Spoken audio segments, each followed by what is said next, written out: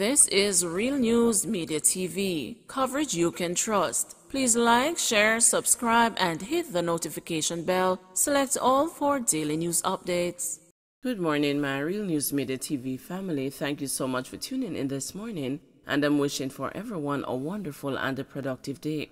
And in the news this morning for March 23, 2023, St. Anne man charged for teenage son's murder. The St. Anne police have now charged the 60-year-old man who was held in relation to the death of his teenage son on March 11. Fetus Nevers, otherwise called Kesha, a mechanic of Alexandria in St. Anne, was on Wednesday charged for the murder of 14-year-old Cashway Nevers. He has been booked to appear in the St. Anne Parish Court on March 29. It is alleged that about 1:30 a.m. on March 11, residents stumbled upon the body of the teenager at his gate and summoned the police. It was reported that the teenager had earlier left a wake in the community with his father. After the body was found, residents searched for his father and handed him over to the Alexandria police. Man freed of murder in St. Catherine. St. Catherine resident Michael Harris, who was charged with a murder following a dying declaration by the victim, was freed in the St. Catherine Circuit Court on Wednesday. When the matter came up for trial, attorneys Earl Hamilton and John Hamilton submitted that the Crown could not establish a prima facie case against their client. It was revealed that the main witness to the victim, Orrin Archer's last words were not present, despite a warrant being issued for him to appear. Justice Bertram Morrison upheld the submission and told Harris he was free. It was alleged that about 2 a.m. on December 20, 2015, Archer was found in Troja, St. Catherine, lying in a pool of blood with stab wounds. A witness had reportedly stated that Archer said Harris had stabbed him. Archer then died from the injuries he received. The witness reported the matter to the police. Harris was taken into police custody on suspicion of murder and later charged. He made numerous court appearances and maintained his innocence throughout. Judge warns a man freed of murder charge to keep out of trouble.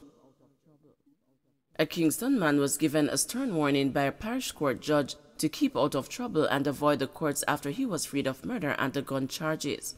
34-year-old Rayon Williams was arrested and charged with the murder of 19-year-old Elijah Lewis on February 22 last year. Williams, who was also charged with illegal possession of firearm and illegal possession of ammunition, was freed after Parish Judge Leighton Morris ruled that a prima facie case had not been established by the prosecution. The judge, however, warned the accused not to find himself before the courts again, despite his good fortune this time around. Parish Judge Morris, while highlighting that serious crimes, especially murders, were far too prevalent, encouraged Williams to make use of his opportunity, as only a few cases of the hundreds that come before the courts end in such a manner. The allegations in the case were that Williams and the 3 other men went into a gully in Almontown, Kingston, with the now deceased Lewis moments before he was shot in the head and killed. All 5 men had reportedly traveled together to Vincent Street in the community at 10:40 a.m. in a gray motor car. Shortly after going into the gully, residents reportedly heard screams for help, which were followed by loud explosions. 4 men were then reportedly observed leaving the gully before departing the community. Following checks, Lewis was found with gunshot wounds to his head. Williams was implicated after he was reportedly captured on a video recording entering and leaving the gully. The video was reportedly examined by the police's communication, forensic, and the cybercrimes division. But Williams' lawyer, Kemoy McAaron, argued during the committal hearing that the purported video footage was circumstantial in nature and could not be used to link his client to the crime. He added that there was no evidence of the footage as it had not been submitted in the committal bundle and had not been forthcoming. The prosecution, for its part, conceded that there was no evidence to establish that Williams was part of a joint enterprise that committed the murder. St. James police ready to deal with copycats going after cash couriers. As armed robbers become more daring in targeting couriers providing cash to financial institutions, the police in St. James are looking at initiatives to prevent similar incidents in the parish.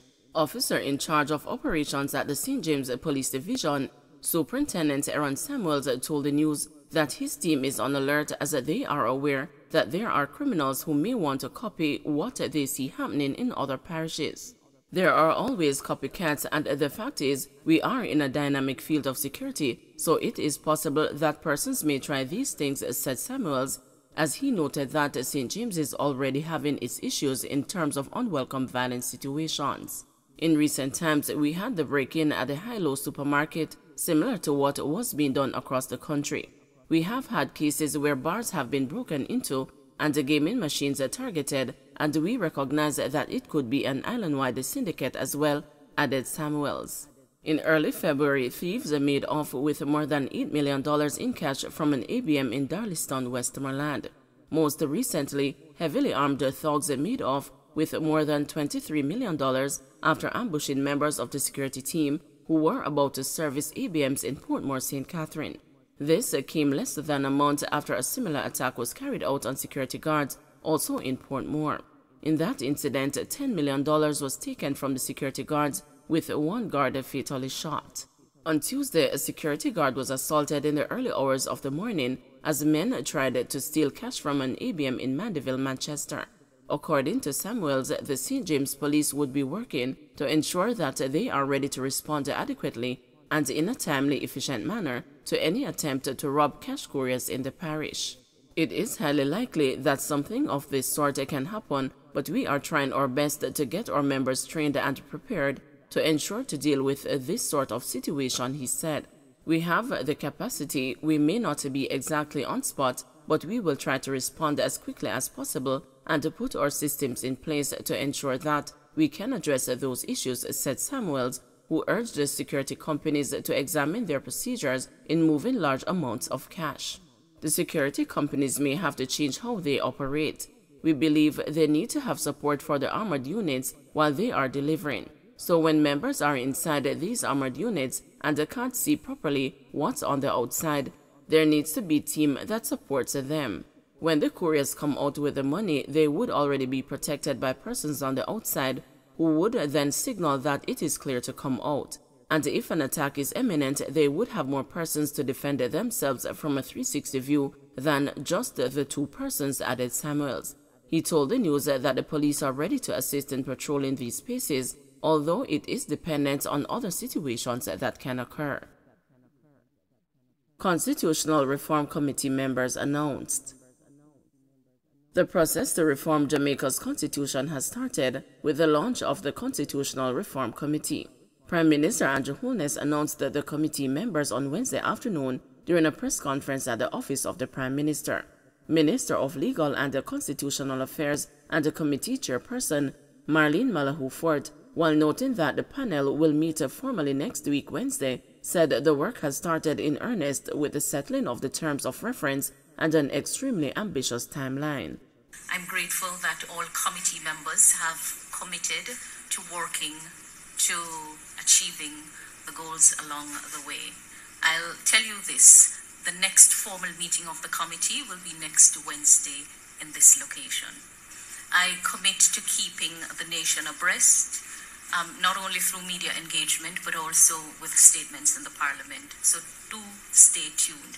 But not for a moment should you underestimate what we are announcing today. After some delay, we're finally here, and the work has commenced formally. Co-chair of the committee, Ambassador Rocky Mead, reiterated that there is no timeline for Jamaica to become a republic.